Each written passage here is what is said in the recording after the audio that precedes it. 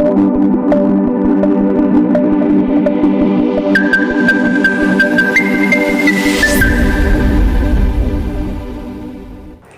आप देख रहे हैं इंडियन टीवी न्यूज और अब नजर खबर पर। पीएम मोदी का राहुल गांधी पर तीखा हमला। अमेठी से गए, अब रायबरेली से भी जाएंगे। खटाखट खटाखट। क्या है ये खटाखट? जी हां, नरेंद्र मोदी ने प्रतापगढ़ में कहा कि कांग्रेस देश के विकास का मजाक बना रही है। सपा और कांग्रेस का ऐसा मानना है कि देश का विकास अपने आप हो जाएगा। हमने शौचालय बनवाए तो सपा कांग्रेस ने कहा तो इससे क्या होगा। भाजपा ने पक्का घर गरीबों को दिया तो कहा क्या होगा। वर्षों शासन करने के बावजूद देश के 50% घरों में नल से जल नहीं आता था। हमने 14 करोड़ गरीबों को पीने का पानी पहुंचाया। जेआईसी में आयोजित जनसभा में भारी भीड़ उमड़ी है।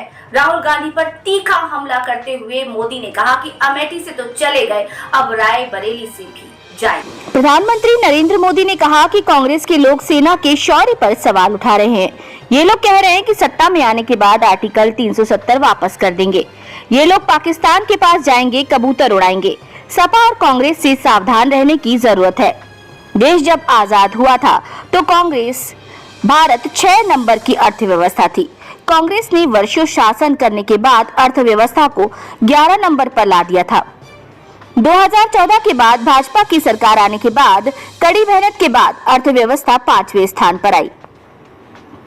पीएम मोदी ने कहा कि हमारी सरकार तीसरी बार सत्ता में आई तो देश को विश्व की तीसरी सबसे बड़ी अर्थव्यवस्था बनाएंगे। ये मोदी की गारंटी है। सपा और कांग्रेस के लोग ना मेहनत के आदी हैं, ना ही नतीजे के लिए सामर्थ्य रखते हैं। राहुल गांधी पर तंज कसते हुए कहा कि अमेठी से भगाए गए हैं और अब रायबरेली से भी भगाए जाएंगे।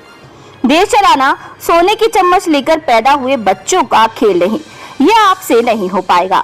4 जून को बाद मोदी सरकार तो बनेगी ही बनेगी, लेकिन और बहुत कुछ होने वाला है। 4 जून के बाद इंडी गठबंधन टूट करके बिखर जाएगा। खटाखट खटाखट। पराजय के बाद बलि के बकरे को खोजा जाएगा। खटाखट खटाखट। शहजादे चाहे लखनऊ या दिल्ली वाले हों या शहजादे गर्मी की छुट्टी पर विदेश निकल जाएंगे। खटाखट खटाखट। किसी ने बताया है कि टिकट बुक कराने के लिए बोल दिया है। मोदी ने कहा कि कांग्रेस पिछड़ों का आरक्षण समाप्त करना चाहती है। ये कार्य कर्नाटक से शुरू भी कर दिया गया है। ये लोग पिछड़ों का आरक्षण लेकर मुसलमानों को देना चाहते हैं। कांग्रेस के शहजादे कह रहे हैं कि सबकी जांच कराएंगे। उन्होंने दलितों और पिछड़ों का आरक्षण भी शुरू कर दिया। कांग्रेस कर्नाटक का ये फार्मूला पूरे देश भर में लागू करना चाहती है। ओबीसी से विश्वासघात करने वाली सपा इस पर चुप बैठी है। सपा और कांग्रेस की तुष्टीकरण की राजनीति यहीं पर नहीं रुकी। ये लोग मोदी के खिलाफ वोट जिहाद की अपील कर रहे हैं।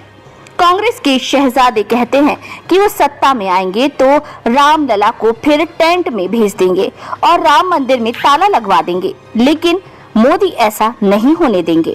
हमारे रहते ऐसा नहीं हो सकता। करीब 27 मिनट के भाषण में पीएम मोदी के निशाने पर सिर्फ सपा और कांग्रेस ही रही। उन्होंने एक बार भी मायावती या बसपा का नाम नहीं लिया। पूरे भाषण में वो राहुल गांधी और अखिलेश यादव पर हमलावर रहे। वो दोनों को शहजादे करके संबोधित करते रहे। सपा को पिछड़ी जाति का विरोधी और कांग्रेस को ओबीसी आरक्षण का विरोधी बताया।